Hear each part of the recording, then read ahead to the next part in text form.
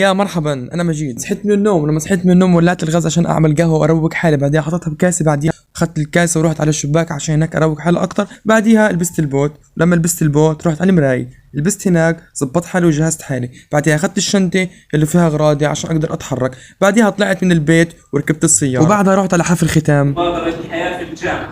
المهم وصلت الجامعه وصورت من برا، بعديها فتنا على المبنى على قاعه 103 عشان نفوت على الفعاليه.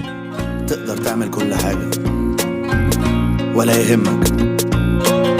سعدت كثيرا حقيقة في مبادرة حياة في الجامعة التي جسدت عمق انتماء الطالب الفلسطيني لتراثه وثقافته. هذه المبادرة تستحق كل الدعم الحاضرة في كل مكان. بناء مجتمع واعي قادر على أداء التغيير ويعطي فرصة بالأساس للإنسان. الطالب عبد المجيد محمد عبد الناصر. كل اللي بتحلم بيه تقدر عليه.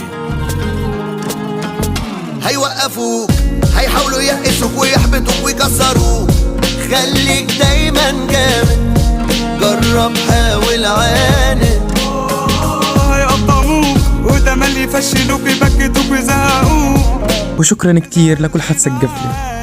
وسلام على